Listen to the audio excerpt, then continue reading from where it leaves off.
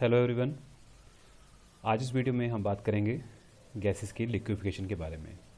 Okay, सो जैसा कि हम जानते हैं gases can be liquefied either by lowering the temperature और बाय इंक्रीजिंग द प्रेशर। और अगर हम टेम्परेचर को लो करते हैं तो उस केस में जो गैस मॉलिक्यूल्स की काइनेटिक एनर्जी है वो डिक्रीज हो जाएगी। क्यों? क्योंकि हमने काइनेटिक थ्योरी ऑफ गैसेस में पढ़ा है कि kinetic energy of the gas molecule is proportional to the absolute temperature. और जैसे ही टेम्परेचर को लो किया जाएगा तो kinetic energy of the molecule क्या हो जाएगी? डिक्रीज हो जाएगी। और अगर काइनेटिक एनर्जी मॉलिक्यूल्स की डिक्रीज हो जाएगी तो जो स्लो मूविंग मॉलिक्यूल्स हैं वो एक दूसरे के क्लोज आ जाएंगे, और क्लोज आने पे उनकी जो अंदर जो inter molecular force of attraction है वो इंक्रीज हो जाएंगी। ओके, और अल्टीमेटली गैस जो है वो लिक्विड में कन्वर्ट हो जाएगी। ठीक है। सेकेंड फैक्टर की बात करें कि अगर हमारे पास हाई प्रेशर है तो उस केस में क्या होगा कि अगर हम गैस मॉलिक्यूल के ऊपर जो है हाई प्रेशर लगाते हैं तो उस केस में भी मॉलिक्यूल्स क्या होंगे? एक दूसरे के बहुत क्लोज आ जाएंगे। ठीक है। और इंटरमोलिकुलर फोर्स ऑफ अट्रैक्शन जो है वो इंक्रीज हो जाएगी, तो अल्टीमेटली जो गैस मॉलिक्यूल्स हैं वो लिक्विफाई हो जाएंगे। ठीक है। We can say the decrease in temperature and increase in pressure. Okay, so decrease in temperature and increase in pressure are the essential conditions for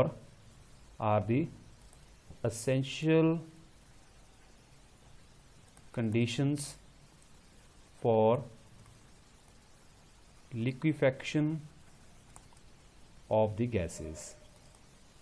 ठीक है। किसी भी गैस को अगर हमने लिक्विफाई करना है या तो हम उस गैस का टेम्परेचर लो कर दें या फिर उसके ऊपर हम प्रेशर इंक्रीज कर दें तो हम उस गैस को लिक्विफाई कर सकते हैं। ओके, सो सबसे पहले फैराडे ने एक अटेम्प्ट किया टू लिक्विफाई द गैसेस। ठीक है। So he was able to liquefy a number of gases by a method known as the Faraday's method of cooling for liquefaction। Okay, so that method is known as Faraday's method of cooling for liquefaction। ठीक है।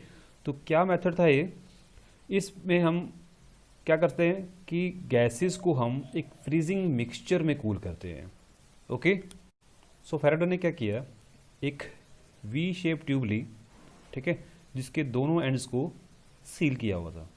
ठीक है, तो एक and में वहाँ पे gas को प्रिपेयर किया गया और दूसरे एंड में गैस को लिक्विफाई किया गया।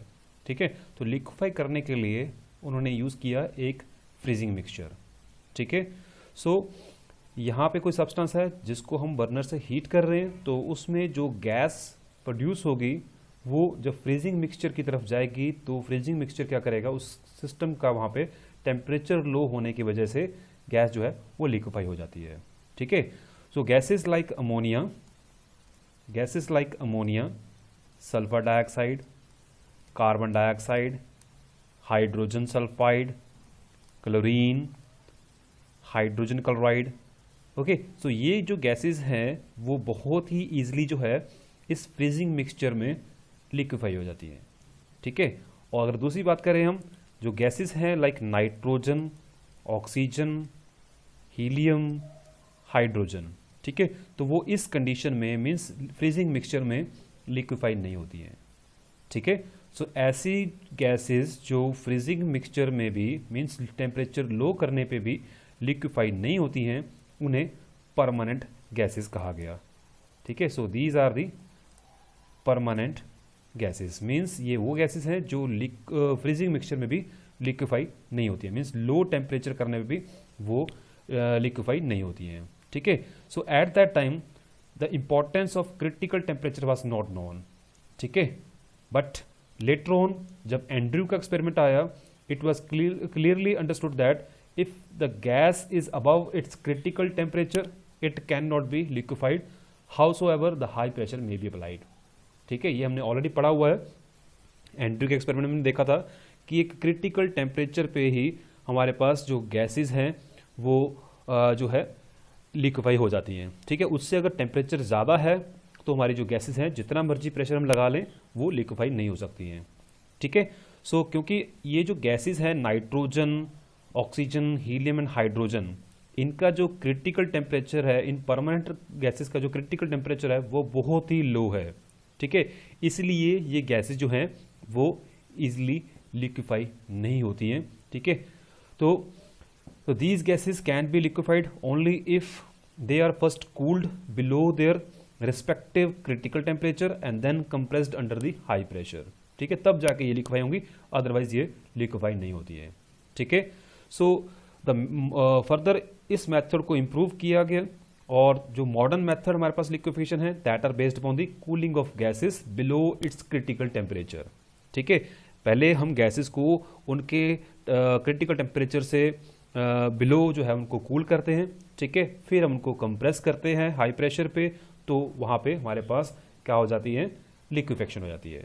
ठीक है, so to attain very low temperature there are two methods which we use as a modern methods.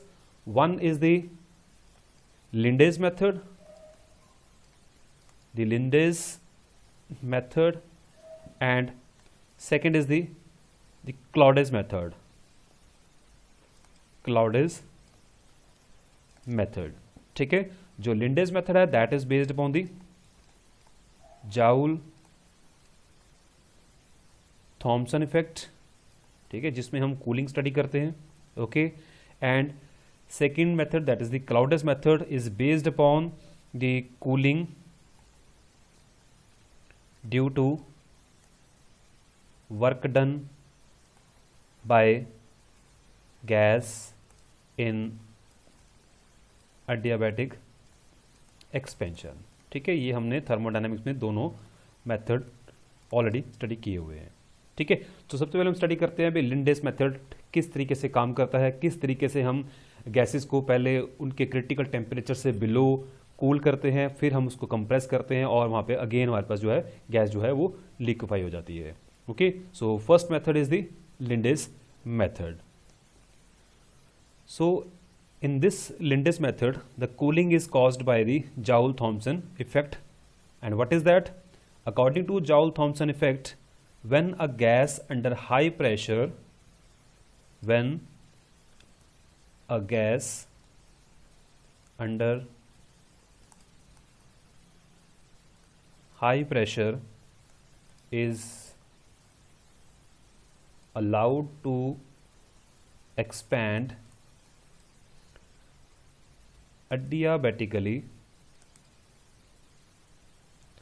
through a fine hole into a region of low pressure, it is accompanied by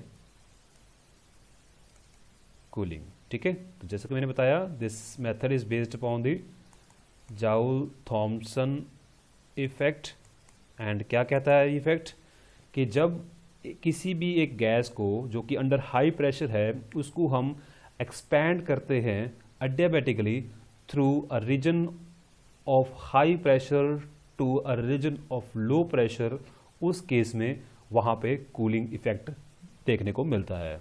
ठीक है, so the gas get cooled because of the fact that when the gas expand into a region of low pressure the molecule fall apart from one another. ठीक है, molecule क्या हो जाते हैं, एक दूसरे से दूर हो जाते हैं। Under high pressure molecules are very close to each other, and when they are expanding into a low pressure region, in that case the molecule have these large spaces, ठीक है, to move away from each other, so they get away from each other. In that case the work done in separating the gas molecules against the intermolecular force of attraction, ठीक है, वो क्या हो जाता है वहाँ पे उनको वहाँ पे यूज होता है।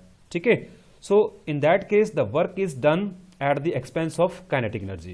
ठीक है, वो जो वर्क डन होता है गैस मॉलिक्यूल्स को एक दूसरे से दूर करने में, वो कहाँ से आता है? जो मॉलिक्यूल्स के अंदर काइनेटिक एनर्जी होती है वो उसमें यूज होती है। ठीक है, so as a result the kinetic energy उनकी मॉलिक्यूल क्या हो जाती है? डिक्रीज हो जाती है।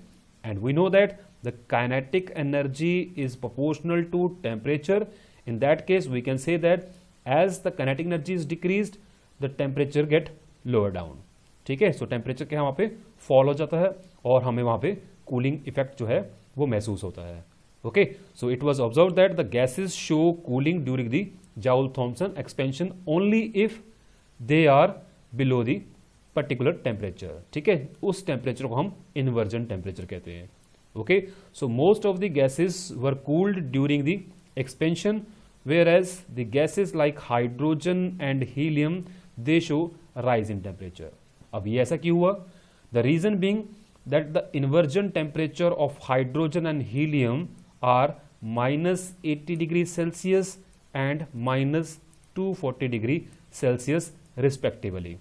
ठीक है, so experiment showed that if these gases are first cooled below their respective inversion temperature then these gases also show cooling on expansion। ठीक है, अब क्योंकि इनका इन्वर्जन टेम्परेचर इतना लो है तो उस इन्वर्जन टेम्परेचर तक इनको कूल करने के लिए पहले हमें टेम्परेचर बहुत ज़्यादा लो लेके जाना पड़ेगा। ठीक है, अगर हम इस टेम्परेचर को मेंटेन कर लेते हैं, मींस हाइड्रोजन और हीलियम को पहले हम -80 और -240 डिग्री सेल्सियस रिस्पेक्टिवली पे हम अगर इनको कूल कर लेते हैं, फिर इनको हम हाई प्रेशर से लो प्रेशर की तरफ एक्सपैंड करते हैं अडियाबैटिकली, तब ये गैसेस क्या करेंगी? वहाँ पे कूलिंग इफेक्ट शो करेंगी, अदरवाइज ये वहाँ पे हीटिंग इफेक्ट शो करती हैं। ओके, अब क्या ऑपरेटर्स यूज किया जाता है लिंडेस मेथड में, किस तरीके से गैस को जो है कूल किया जाता है, कंप्रेस किया जाता है, टेम्परेचर लो किया जाता है, वो हम अब देखते हैं कि क्या क्या वो उसमें प्रोसेस चलता है। So this is a schematic diagram of the operators which is used in the Lindes method for the liquefaction of air।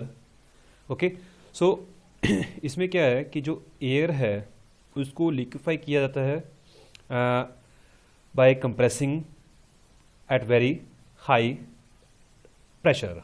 ठीक है, तो the air to be liquefied is compressed to a pressure of 200 atmosphere by means of a compressor at point B. ठीक है, so during the compression क्या होता है कि heat produce होती है। ओके, और जिसको रिमूव किया जाता है by passing the gas through a water cooled coil. ठीक है, this is A coiled which is cooled by the water. ठीक है, तो जो गैस है पहले इसको यहाँ पे हम कंप्रेस करते हैं और ड्यूरिंग कंप्रेशन वहाँ पे हीट रिलीज होती है। ठीक है, तो वो गैस जो है इतनी ज़्यादा गर्म हो जाती है तो उसको हम इस ट्रैप से पास करते हैं। ठीक है, इस कॉइल से पास करते हैं, इसके अराउंड क्या है वाटर सर्कुलेट करता है और उसको वहाँ पे ठंडा करता है। ठीक है, और जो उस एयर के अंदर मॉइस्चर होता है, वाटर वेपर्स होते हैं, वो यहाँ पे रिमूव हो जाते हैं। ठीक है, और वाटर जो है यहाँ पे कलेक्ट किया जाता है। उसके बाद जो ड्राई एयर है उसको इस पाइप के थ्रू हम यहाँ पे इस कॉइल में ट्रांसफ़र करते हैं। ठीक है, तो जब इस कॉइल में ट्रांसफ़र होती है तो वहाँ पे गैस जो है हाई प्रेशर पे होती है। ठीक है, और ये जो चैम्बर है, चैम्बर डी, इसमें जो प्रेशर है वो लो होता है। ठीक है, तो इस कॉइल से पास होते हुए इस जेट के थ्रू जब गैस पास होती है, ठीक है, तो वो अंडर लो प्रेशर आती है। ठीक है, तो लो प्रेशर पे आते हुए उसका जो प्रेशर है वो 50 एटमॉस्फेयर हो जाता है। ओके, सो 200 एटमॉस्फेयर से वो 50 एटमॉस्फेयर पे आ गई, तो वहाँ पे उसका टेम्परेचर जो है वो फॉल कर जाता है। Clear? So the cooled air जो है वो यहाँ से राइज करती है। इनिशियली वो नीचे नहीं जाती, वो राइज करती है क्योंकि वो लो प्रेशर पे है, तो वो अगेन ऊपर जाएगी क्योंकि अभी इतनी ज़्यादा कूल नहीं हुई है वो। तो इस चैम्बर के ऊपर जाते हुए वापस जो है वो फिर से कंप्रेसर में पास होके जाती है। ठीक है, before expansion it passes again and again into the compressor. ठीक है, सो ये कंप्रेसर उसको फिर हाई प्रेशर पे अगेन इस चैम्बर में लेके आता है। तो यहाँ पे जो गैस ऑलरेडी ठंडी हो रही है तो वहाँ पे जो गैस का टेम्परेचर इतना लो हो जाता है, इतना लो हो जाता है कि गैस जो है वो लिक्विड में कन्वर्ट होना शुरू हो जाती है। ठीक है, और जैसे ही लिक्विड में कन्वर्ट होती है वो यहाँ पे कलेक्ट हो जाती है at the bottom of the chamber. Okay, so this is the Linde's method. Next we talk about the Claude's method. So this is the second method, that is the Claude's method. ये जो method है liquefaction of gases का, that is more efficient than the Linde's method. ठीक है, तो इस method में हम क्या करते हैं, we use the combination of Joule Thomson effect and the adiabatic cooling. Okay, so इस मेथड में जो गैस है उसको एक्सपेंड किया जाता है against pressure, and external work is also done by the gas at A cost of their kinetic energy. ठीक है, जो कि डिक्रीज हो जाती है। ओके, जब काइनेटिक एनर्जी डिक्रीज होगी तो अगेन फिर क्या होगा, टेम्परेचर फॉल करेगा। ठीक है, सो in this method we can say the principle which we used here, the combination of Joule-Thomson effect, ठीक है, जो कि हमने ऑलरेडी क्लाउडेस प्रोसेस में लगाया था, as well as the adiabatic cooling. ठीक है, सो क्या इसका प्रोसेस है, किस तरीके से ऑपरेटर्स होता है और किस तरीके से ये मेथड काम करता है, that we will discuss right now. So this is a schematic diagram of the operators which is used in the Claude's method. ठीक है, तो इस मेथड में क्या होता है कि सबसे पहले fresh air which is free from carbon dioxide and the moisture is first compressed at about 200 atmospheric pressure. ठीक है, and the gas which is compressed, it is then cooled and then made to enter the pipe A, B, C. Okay, this pipe C is now divided into the two parts. Okay, so यहाँ पे क्या होता है कि कुछ amount जो है gas की वो इस कॉयल S में मूव हो जाती है, और कुछ जो है वो जो एंटर करती है वो डी ट्यूब में एंटर करती है। ठीक है, so in this way the compressed air is passed partially into the D tube and partially into the this coil that is S. Okay, so when the gas passes into the D tube, it enters into a cylinder which is fitted with a piston P. Okay, so the gas entering the cylinder, it pushes the piston and made to do some work against the piston. Okay, so some part of the compressed air is expand through this spiral tube and it enter into the point J which is known as the jet. Okay, तो इस point पे आके वो क्या हो जाती है, cool हो जाती है due to the Joule-Thomson effect. Okay, so this cooled air is sent back into the compressor again for the process to continue. Okay, until the temperature is low enough so as the gas is converted into the liquid. ठीक है, और जैसे ही gas जो है liquid में convert होती है, that can be calculated at the bottom. Okay, so this is a very simple method and this is more advanced as compared to the Lindes method. ठीक है, इसमें दोनों प्रोसेस चल रहे हैं, एक तो गैस जो है यहाँ पे वर्क कर रही है against the piston, against the pressure, as well as here is we are observing the Joule-Thomson effect. ठीक है, तो दोनों प्रोसेस क्या कर रहे हैं, अल्टीमेटली जो गैस को है इतना कूल कर रहे हैं। ठीक है, और गैस जो है वहाँ पे इजिली लिक्विफाई हो जाती है। So this is all about the this chapter that is gas state. Okay, so if you have any query, you can write down in the comment section or you can message me on my WhatsApp number. Thank you. Have a nice day.